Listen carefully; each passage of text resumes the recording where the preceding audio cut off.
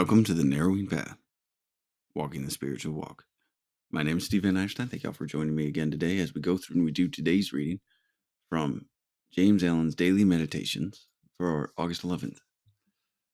Of course, this will be fresh to you and fresh to me, meaning this will be my genuine response, reactions, observations, and what I relate to about the reading, because this will be the first time I read it or hear it right here on this podcast with y'all. So I'm looking forward to it. August has been a pretty substantial shift in gears, but I really do enjoy the higher level overview that he's kind of given to this whole thing right now and and what's required to be of righteous character, really. So let's go ahead. We'll get right into it. So here we go. This is August 11th reading from James Allen's Daily Meditations.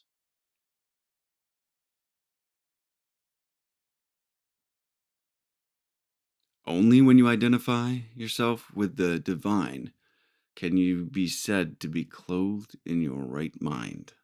The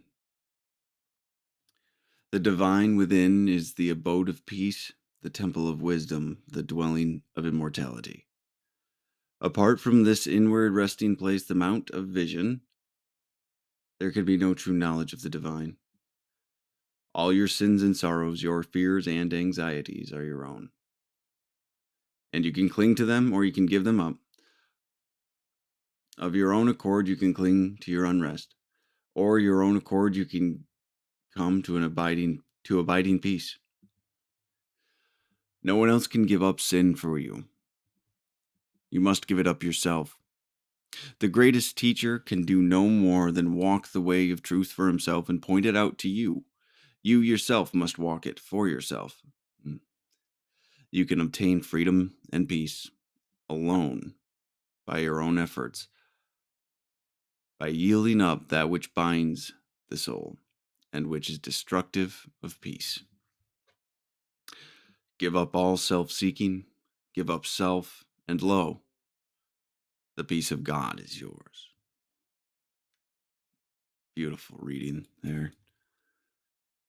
Beautiful. It's telling us we have it's telling us we have the choice of what we are going to do. What are we going to embrace? What are we going to hold on to? What are we going to choose in our lives? Because it is a choice, whether we realize it or not. But the longer I've been living this way of life, I realize everything's a choice. Every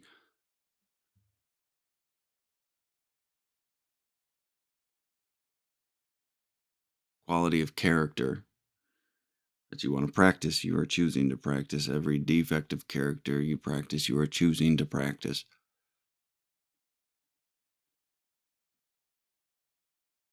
It's pretty amazing when you get to the point where you can have a little bit of that insight and a little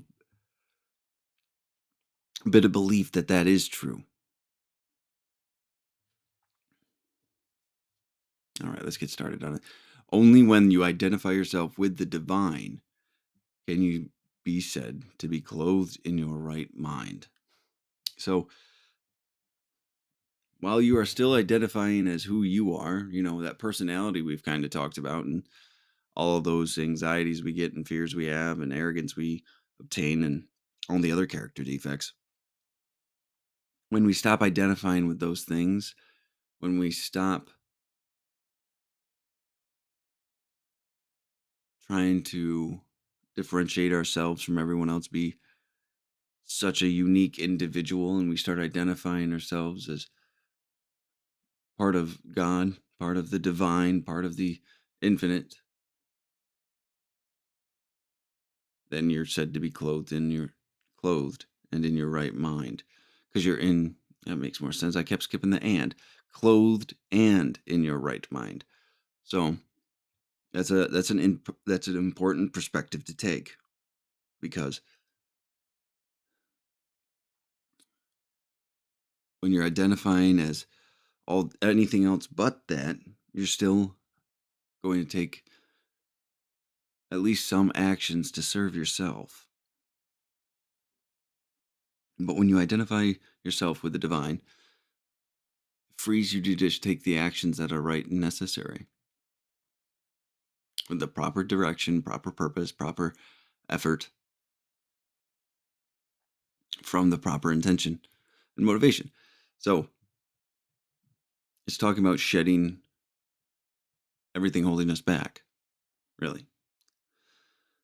So the divine within is the abode of peace. That's where we find it. The temple of wisdom, the dwelling place of immortality, right? Because when we become with that, when we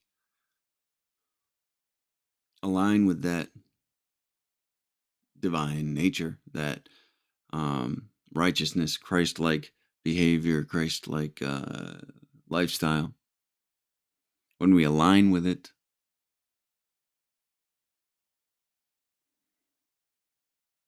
we find that peace from the freedom we're given, the temple of wisdom from all the experiences it took to get there, and the dwelling place of immortality because it's always been there.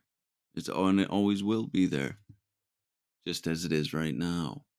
Everything else material will dissipate.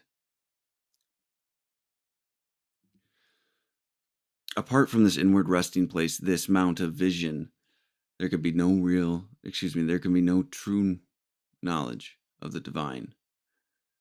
So until you identify with that, until you embrace that part of your soul, embrace that part of your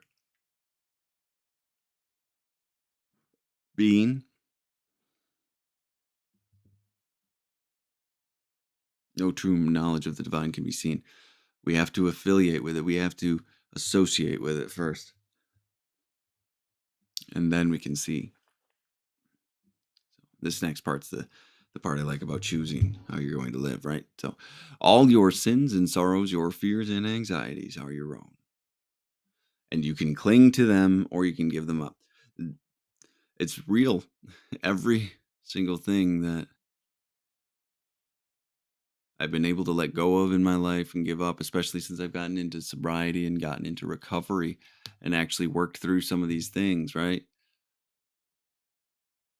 I've realized it's all my own things. It's all my own stuff. It's all my own perspective and understanding and selfishness and self-centeredness that really binds me to those sorrows and fears and sins and anxieties. They've served me in some way.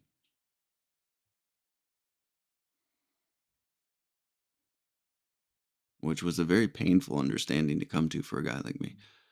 That I was not the victim of the own world, I was the victim of my own mind. And the mind didn't do a very good job of it.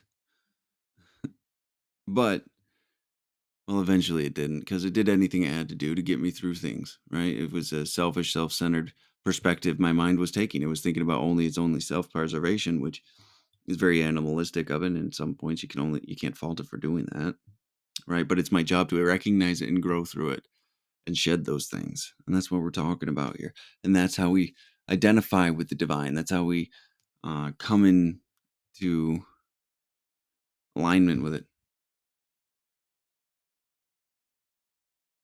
So, of your own accord, you cling to your unrest. Of your own accord, you can come to abiding peace. There it is. That's another choice right there. You want to be restless, discontent, irritable, or do you want to find abiding peace? Because peace is there for the taking. Peace is there for you to step into, but it requires a sacrifice of those things you've so dearly clung to. Are you willing to let those things go? Because it is only you and me standing in the way of my own peace and serenity. You're standing in the way of yours. No one else. It's a scary thought because then it means, well, I'm responsible for everything that's happened and every reaction that I've had, perspective that I've taken, and belief that I've embedded deep in my psyche and soul.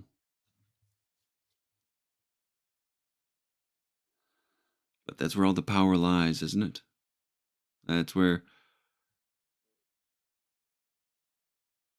the power to change comes in, is the same realization. No one else can give up sin for you. You must give it up for yourself. This is what I say a lot. You can't get anyone sober. You can't force anyone to change. And nobody can make you do it under penalty of death, destruction, ruination of your entire life. You, me, the individual, still has to choose to change.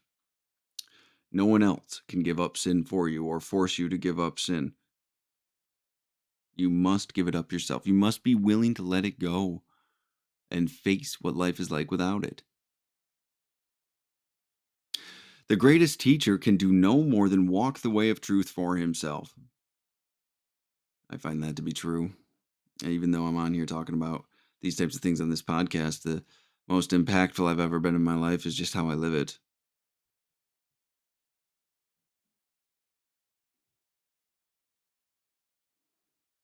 It's pretty amazing how much people look for how you live rather than how you speak, and how important that is to actually be a man of your word and conviction to your beliefs. Integrity is of utmost importance.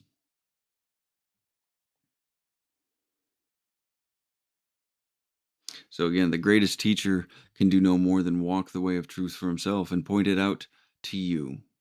You yourself must walk it for yourself. So the best teachers that I've come into contact in my life, how to say this, they never presented something and said, "Oh, I'm the only person that can give you this." They've never told me that they need to be my sole spiritual guru or something of that nature. They let me have my own journey and choose to give things up on my own and led by example for me to be able to trust them and believe in what they have such a deep conviction of. So the greatest teacher can do no more than walk the way of truth for himself. We live it, and through that, we attract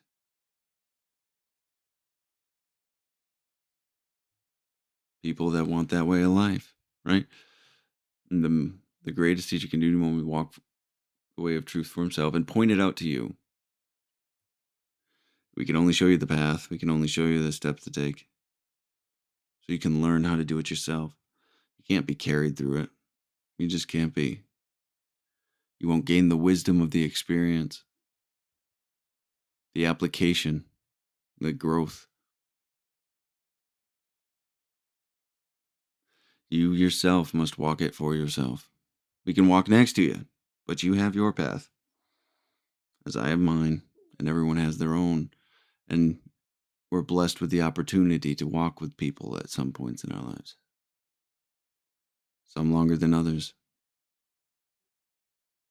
Some for less time than we wish that we had.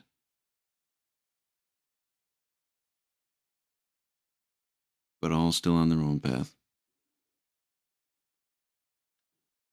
You can obtain freedom and peace alone by your own efforts, by yielding up that which binds the soul and which is destructive of peace. So that's how we do it, right? You can obtain freedom and peace alone by your own efforts.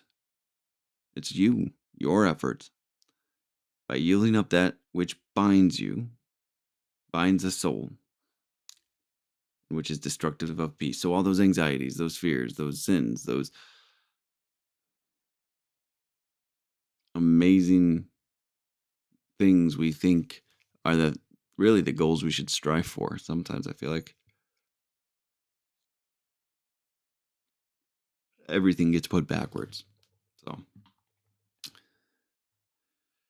it's your choice. It's my choice. It was my choice. It consistently is my choice too. So All right, the last line here. Give up all self-seeking. All self-seeking. Give up self and lo. The peace of God is yours. I do believe by nature we're meant to be happy. I do believe by nature we're meant to be contented with life and peaceful and serene. But as soon as our own personalities and our own selves get in the way, that's where the discontentment with life comes in. Impatience, restlessness, irritability, frustration, anger, bewilderment, despair. Those are created from the disconnect between reality and what we think reality should be. The pain shows up there. You could have the peace of God if you just settle. You could have the peace of your creator, power greater than yourself, however you want to phrase it. You just give up yourself. It's amazing. So that is the end of it for today. Thank you all for joining me. I always appreciate it so much. Thank you for all the listens that been getting counted up. And I'm looking forward to tomorrow. So until next time, thanks.